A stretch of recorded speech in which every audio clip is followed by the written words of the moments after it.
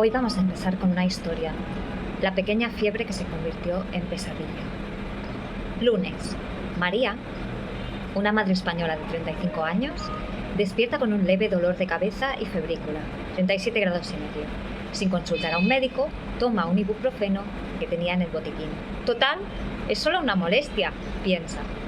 Martes, la fiebre le sube a 38 grados. María recuerda que le sobraron antibióticos, amoxicilina, de una infección pasada. Si funcionó antes, ¿por qué no ahora? Los toma sin saber que su infección actual es viral y los antibióticos no le sirven. Día 3, 39 grados. Desesperada, María usa corticosteroides, dexametasona, que le recetaron a su hijo para una alergia. Esto baja inflamaciones, ¿no? La fiebre cede un poco, pero su cuerpo empieza a debilitarse. El sistema inmune está siendo suprimido. Día 4, 40 grados y confusión. María combina paracetamol con aspirina, riesgo de daño hepático. Su piel empieza a ponerse amarilla, ictericia. Su vecina le daba un antipalúdico, cloroquina, que trajo de un viaje. A mi primo le curó la fiebre en África. Día 5. María colapsa. Llega al hospital con insuficiencia hepática aguda por mezcla de medicamentos, con sobrecarga renal por exceso de antiinflamatorios y con infección bacteriana secundaria. Los esteroides enmascararon los síntomas. Final. María sobrevive tras 2 semanas en la UCI, pero queda con secuelas, daño hepático permanente y necesidad de diálisis. Nunca pensé que unas pastillas sin receta pudieran hacerme esto, dice entre lágrimas. Esta historia ficticia se basa en un caso real. En países como Bangladesh o incluso España, la automedicación y el desabastecimiento por compras indiscriminadas ponen vidas en riesgo. Un medicamento sin supervisión médica es un arma de doble filo. No lo hagas y salva vidas. Voy a daros algunos datos de cifras mundiales y de España. El 50% de los pacientes en países como España no terminan sus tratamientos. Cuando empiezan a sentirse mejor, ya no se les siguen tomando los medicamentos y los guardan para automedicarse después, según la EMS en 2023. 1 de cada 3 personas usa antibióticos sin receta en países con acceso libre a farmacias, según la OMS. En Bangladesh, el 80% de las ventas de medicamentos son sin receta, incluyendo antibióticos, esteroides y opioides. Desafortunadamente, según la ICD-10-B 2024. Riesgos de la automedicación. 10.000 muertes anuales en la Unión Europea por resistencia a los antibióticos. Lo vimos en la época del bicho. El 40% de los casos de insuficiencia hepática aguda están ligados a sobredosis de paracetamol, según la Journal of Hepatology. Un medicamento sin receta no es inofensivo, es un químico sin supervisión. En Bangladesh, España o cualquier lugar, la falta de regulación mata. Hay que exigir un control, especialmente un control legal. ¿Sabías que comprar esteroides sin receta puede dejarte sin ellos cuando un niño con asma los necesita? Hola, buenas. Hoy me he decidido hacer un vídeo un poco más duro. Me estoy planteando hacer algún podcast a la semana con datos más precisos, no simplemente hablar por hablar. Es decir, todos los días no puedo hacer un vídeo guionizado, pero pues hoy he podido y pues buscar un poco de información y de vez en cuando hacer un vídeo guionizado donde vaya siguiendo unas pautas. Hoy, como clínica, he ido a hacer las compras semanales. Nuestra clínica pues usa bastantes medicamentos que no voy a nombrar. Bueno, entre ellos, uno de los que estuve hablando ayer, los derivados del Ozempic.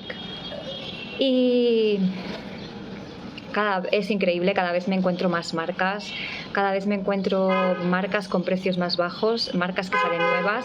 Las marcas que compraba anteriormente se suben al doble de precio porque la gente los compra mucho. Entonces venden o hacen otra versión más barata y no sé qué le deben poner, la verdad. Por eso prefiero comprar yo los medicamentos que no que los compren, en este caso, ya los pocos que me van quedando de este medicamento, como ya os digo, porque no es una cosa que voy a seguir haciendo en este país. Y bueno, ya de paso me he comprado un medicamento que me tenía que comprar. No me ha sido difícil encontrarlo porque es un medicamento bastante Es muy barato, pero es un medicamento bastante largo que es difícil que la gente se aprenda el nombre. Y me he comprado un genérico y tal. El problema está en los medicamentos en los que he visto que estaban faltando. He hecho capturaciones de pantalla. Me he comprado tretinoína porque normalmente está agotada. El out of stock es agotado. Pues como veis, la tretinoína, que es la preceptora de hecho es mejor que el retinol, es la precursora del retinol, pues está agotada. ¿Por qué? Porque todas las muchachas entre 20 y 30 años, como hay influencers de estas que dicen que hacen blogs de salud y belleza, pues dicen nombres de medicinas. Yo estoy totalmente en contra de decir los nombres de las medicinas, como ya sabéis, y la mayoría de médicos así lo hacen. Desafortunadamente hay personas que no sé si lo hacen, supongo que no lo hacen expresamente, pero no son conscientes del daño que hacen. Que utilizan o dicen los nombres de los medicamentos en blogs de estos de gente que no es médico ni está especializada en nada relacionado con la medicina, porque si no, no dirías los nombres de los medicamentos. Sabed que decir depende de qué en un lugar público es o debería ser ilegal, porque puede crear los problemas de desabastecimiento con los que me he encontrado hoy. Y problemas de desabastecimiento de medicamentos pueden causar muertes, os lo digo en serio, no os lo digo en bromita, no, muertes. Por ejemplo, todas las personas que tengan melasma en la piel, ya no les puedo recetar la tretinoína porque siempre está agotada. Siempre está agotada. Cuando la veo disponible, que es muy pocas veces, intento comprar algunos tubos. Pero vosotros sabéis la gente que me viene con melasma a la semana. En fin. No, es mejor que se lo pongan chicas entre 20 y 30 años y que se compren 10 botes por si acaso, porque aquí se compra mucho por si acaso, para que no les salgan arrugas en un futuro.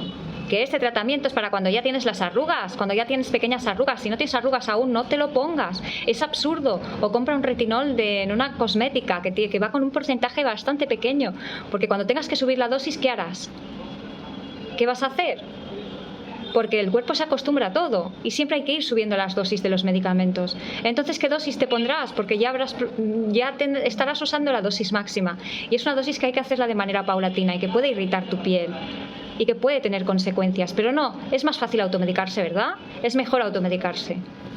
Es que ya estoy un poco cansada. Da igual cuántas veces lo digamos. La gente continúa automedicándose. Y mirad, es muy problemático lo que me he encontrado hoy. Por otro lado, me han esto de que las cookies que te guardan la información, pues luego me voy al Facebook y el Facebook o el Instagram, sorpresa, me ofrece el mismo medicamento en una tienda de belleza, en una tienda, no en una farmacia, pero no por el precio que tiene el medicamento, sino por 3 veces más caro. Eso para mí es tráfico. Eso para mí es un delito que se llama alteración de los precios del mercado. Esto no se puede hacer porque la empresa que vende el producto te podría demandar. Vamos a poner, por ejemplo, que el Mercadona vende, yo qué sé, una crema y yo compro la crema, desabastezco al Mercadona y la empiezo a vender 10 veces más cara. ¿Pero qué sentido tiene? En fin. Pero estamos hablando de un medicamento. O sea, es una tienda que está vendiendo otros cosméticos, cosas que en realidad son cosméticos, que entran dentro del mundo de la cosmética, no de los medicamentos. Los medicamentos tienen nombres genéricos, los cosméticos no. Y los medicamentos son para tratar enfermedades, no para tratar estupideces, ni para tratar que te brille un poco la piel. Para eso utiliza cosméticos, para eso están las tiendas de cosmética. Y no confundamos una cosa con otra, no se pueden confundir. Bueno, habría que... Porque probablemente esta tienda sea la tienda que hace que todo el rato esté out of stock esta medicina.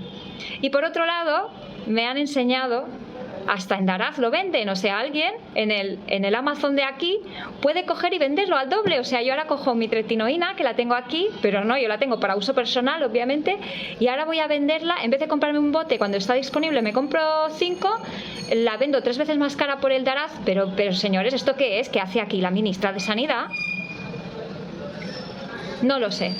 Y peor aún, hay otra tienda haciendo scroll que me ha ofrecido el mismo producto, pero es un producto falso, porque esta marca yo la conozco, es una marca italiana. ¿Cómo una marca italiana va a tener el mismo precio que el precio normal de la medicina? O sea, le hace la competencia a la otra tienda vendiendo un producto falso. Vete tú a saber lo que tiene eso en vez de tretinoína. Vete tú a saber, o sea, debe tener de todo menos tretinoína. Y lo estaban vendiendo al mismo precio que en farmacia. Hay cosas aún más espeluznantes. He buscado los anabólicos, lo que se pinchan los que van al gimnasio para tener más músculo.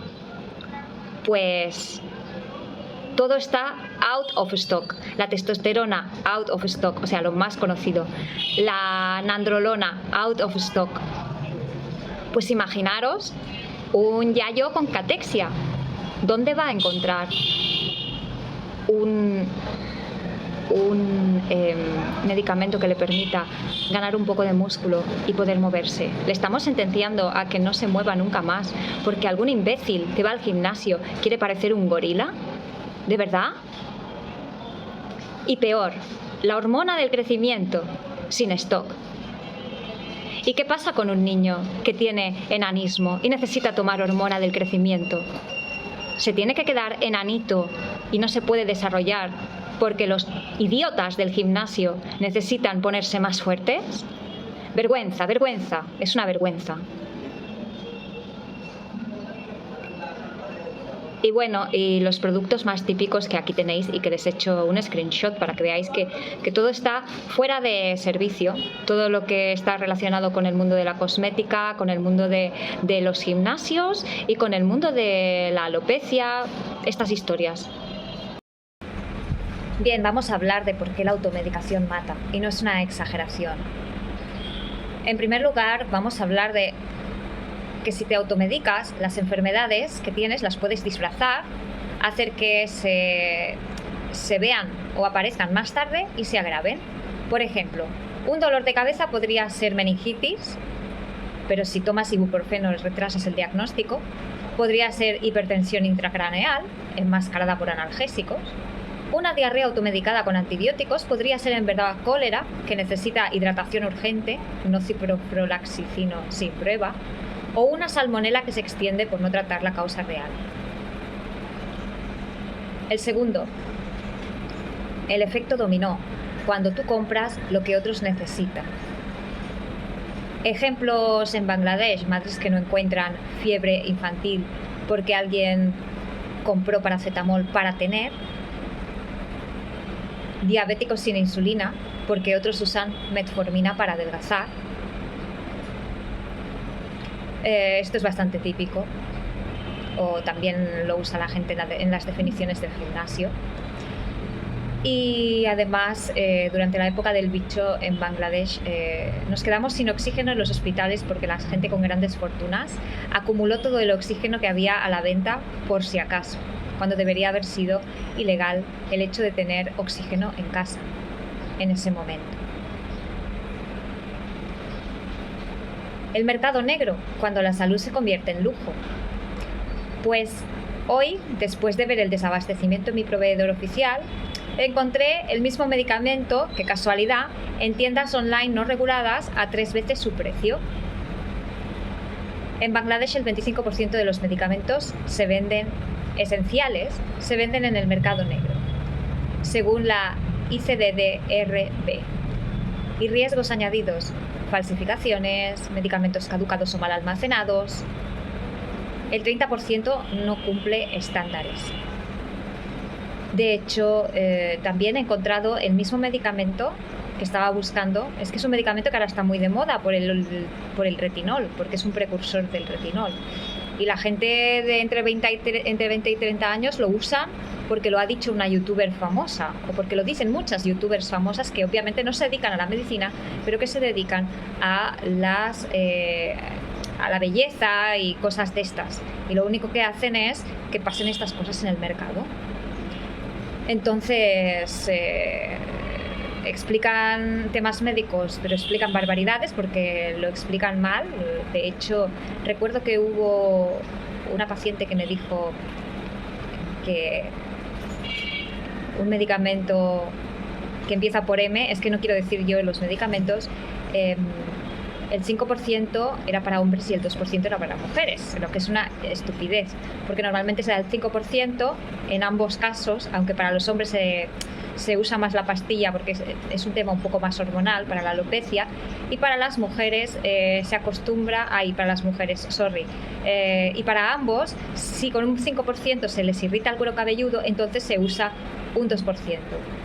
¿Qué problema hay? Pues que la mayoría de estas personas que se medican para la alopecia son chicas entre 20 y 30 años que tienen un poco de fluvio, se creen que tienen alopecia, no van al médico, se autodiagnostican, se automedican, y luego la gente pobrecita calva pues no encuentra los medicamentos cuando se los receto. Por eso intento tener algunos en la clínica, pero esta semana va a ser imposible también tener algunos medicamentos de venta en la clínica. Con los que no me saco nada, es que simplemente quiero que las personas puedan empezar y seguir su tratamiento, porque a veces tener que partir el tratamiento y no poder continuarlo es fatal, porque te fastidia todo lo que has conseguido hasta ahora, al menos en el tema de la alopecia.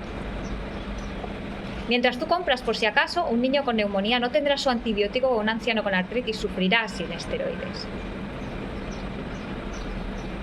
Así que revisa siempre la fuente. ¿Es una farmacia autorizada donde estoy comprando, o es un perfil de redes sociales? Y si ves que no es una farmacia o ves algo raro, denuncia las ventas ilegales, porque es un delito, es un delito contra la salud pública. Encima hay que ir con mucho cuidado, incluso en las farmacias. Por eso yo voy a esta farmacia de confianza, pero si todo está sin stock. Pero hubo una vez que me encontré sin stock y no teníamos lidocaína. La lidocaína es la anestesia inyectable, la anestesia local, la que inyectamos con una jeringa. Compramos en la farmacia de debajo de casa para un mes. ¿Y sabéis qué nos pasó? Que estaba adulterada, que solo tenía un porcentaje de lidocaína y tenía no sé qué. Se le hinchó la rodilla al pobre hombre al que le inyectamos eso, y solo con un poquito, con la primera parte del líquido, le hizo una reacción que lo quitamos y tiramos todos los botes. ¿Que te puedes cargar a una persona? Pues se ve que el 10% de los medicamentos que se venden en farmacias en este país son falsos. Encima tienes que encontrar una farmacia que no te la dé por detrás. ¿En quién vas a confiar ya? Ahora vamos a explicar un caso realmente mío, o sea, una cosa que vi, pero que bueno, que veo casos de estos cada 2x3, porque aquí la gente mientras no seguir las indicaciones del médico hace cualquier cosa. O sea, aquí parece que lo más interesante o lo más importante es llevarle la contraria al médico, no sé por qué. Bien, pues mi paciente de unos 42 años era constructor, nombre Ahmed, creo recordar. El día 1 pues presenta dolor en el tendón de Aquiles tras un esfuerzo, y en vez de ir al médico tomó dexketoprofeno, que en España es Enantium, que le sobró de una lesión anterior que había tenido. La primera semana, pues tomando esto, el dolor persistía y el hombre empezó a inyectarse corticoides. Él mismo, usando viales que compró sin receta en una farmacia de Dhaka. Un amigo me dijo que era lo que usaban los futbolistas. Esa fue su justificación. Imaginaros el nivel. El primer mes, el tendón se debilitó por el uso excesivo de corticoides, porque los corticoides provocan degeneración de colágeno. Mientras, Ahmed sigue trabajando y camuflando el dolor con tramadol, que es un opioide que consiguió en el mercado negro. En el segundo mes, se rompió completamente el tendón al subir las escaleras. Y a urgencias. Urgencia revela una infección en la zona de las inyecciones por falta de esterilidad y atrofia muscular por inmovilidad y mal manejo del dolor. Resultado, el hombre necesitó cirugía reconstructiva más 6 meses de rehabilitación, quedó con una limitación crónica para correr o cargar peso y, bueno, como moraleja, vamos a decir que los corticoides no son antiinflamatorios mágicos y su mal uso destruye tejidos y enmascara lesiones que podrían tratarse a tiempo. Y esto no es solo un caso extremo. En nuestra consulta, en nuestra clínica, veo tendones rotos, infecciones por jeringas sucias y adicciones a opioides. Todo por evitar una simple consulta médica, que no es muy cara. En realidad no sé por qué no van al médico, cuando el médico aquí es muy barato. Y mientras, las farmacias venden sin receta y el mercado negro aprovecha el dolor ajeno. ¡Basta ya! Bien, voy a intentar darle una explicación a por qué la gente prefiere hacer estas historias o por qué las personas prefieren automedicarse a ir al médico. Y las explicaciones que he encontrado, primeramente, es el sesgo del aquí y el ahora, la ansiedad por una solución rápida. Por ejemplo, un dolor que no puede esperar, donde el cerebro prioriza el alivio inmediato sobre riesgos futuros. Por ejemplo, un paciente con lumbalgia que prefiere tomar corticoides comprados en el mercado negro, aunque sepa que son peligrosos, antes que esperar las 2 semanas para una consulta con traumatología, cosa que suele suceder en España porque hay que esperar bastante. También tengo como un dato que, según la revista Pain Medicine, el 60% de las automedicaciones son por condiciones dolorosas. La segunda explicación que le doy es una ilusión de control, de yo sé lo que tengo, porque sobreestimamos nuestros conocimientos médicos. La frase típica es: si me duele la rodilla, igual que la última vez, ¿para qué ir al médico otra vez? La realidad es que el 40% de los autodiagnósticos en Internet son erróneos, según la Journal of Medical Internet Research. En Bangladesh, sobre todo, lo que es la normalización social, que es porque todos lo hacen. Por ejemplo, en Bangladesh, la cultura de la farmacia, hay cultura de la farmacia que es vista como una tienda, no como una farmacia. O sea, que no hay estigma en comprar medicamentos sin receta. Es muy normal porque todo el mundo lo hace. Y luego la influencia grupal. Mi vecino tomó esto y se curó. Además, aquí la gente es bastante analfabeta y hay casos bastante complicados y que te encuentras con unas cosas. Y en España, así como en Bangladesh venden las recetas, o sea, si te manda al médico 6 pastillas, te venden las 6 pastillas, en España te siguen vendiendo las cajas. Y en España tenemos el problema de los botiquines familiares, que el 70% de los hogares guarda los medicamentos sobrantes en las farmacias, según la EMS, para utilizarlos más tarde cuando tengan el mismo problema. Y cuando vuelven a tener dolor o lo que sea, le echan mano a lo que tienen guardado en el cajón. Otra podría ser la desconfianza en el sistema sanitario. En Bangladesh, pues porque a veces hay muchos médicos falsos, médicos que dicen ser médicos y no lo son, pues médicos mal formados, corrupción, recetas falsas, tener que ir al médico privado, que supone un coste que a lo mejor no pueden pagarlo. Y en España es la frustración por las listas de espera, por ejemplo, tener que esperar 3 meses para un TAC. Y el 5 es la quinta explicación que he encontrado, es el miedo a ir al médico o el miedo al juicio médico. Pues el doctor me va a regañar por no venir antes, o me dirá que es estrés y no me tomará en serio, o me va a encontrar algo raro. Y en un estudio de la BMG Open nos dice que 1 de cada 5 pacientes evita ir al médico por vergüenza, lo que es una alta... 1 de cada 5 es mucho, es muchísimo. Así que, pues, no tengáis tanto reparo en ir al médico. A ver, entiendo por qué lo hacemos, y es que el dolor asusta. El sistema falla y confiamos en atajos, en vez de confiar en el sistema, porque hemos tenido malas experiencias, hemos pagado y no se nos ha resuelto. Pero cada vez que te automedicas, tu cerebro te engaña, no es control, es jugar a la ruleta rusa con tu salud. Voy a dar algunas cifras duras sobre el mercado negro de medicamentos. Dinero global que mueve. entre 200 y 300 mil millones de dólares al año, según la OMS, más que el narcotráfico en algunas regiones. En España se estima que el mercado ilegal de medicamentos genera 500 euros de millones anuales, según la EMS, en el 2023. Otras cifras increíbles: el porcentaje de personas que usan el mercado negro de medicamentos. 1 de cada 10 personas en el mundo ha comprado medicamentos sin receta en canales no regulados, según la Interpol en 2024. En la Unión Europea, el 7% de los pacientes, o sea, unos 35 millones de personas, han adquirido medicamentos en webs o vendedores ilegales, según la Europol. Después tenemos que tener en cuenta los medicamentos falsos o peligrosos. El 50% de los medicamentos vendidos online son falsos o están adulterados, según la OMS. Ejemplos: pastillas para la disfunción eréctil hechas con cemento y tinta de impresora. También se han encontrado analgésicos que en realidad son fentanilo. Ya sabéis qué es el fentanilo. 100 veces más potente que la morfina y que está destruyendo Estados Unidos. En España, el 30% de los medicamentos incautados por la AEMS en 2023 eran falsos o no cumplían estándares. Y finalmente, muertes por medicamentos ilegales. Más de 250.000 niños mueren al año por medicamentos falsos contra la malaria, la neumonía o la diarrea, según The Lancet.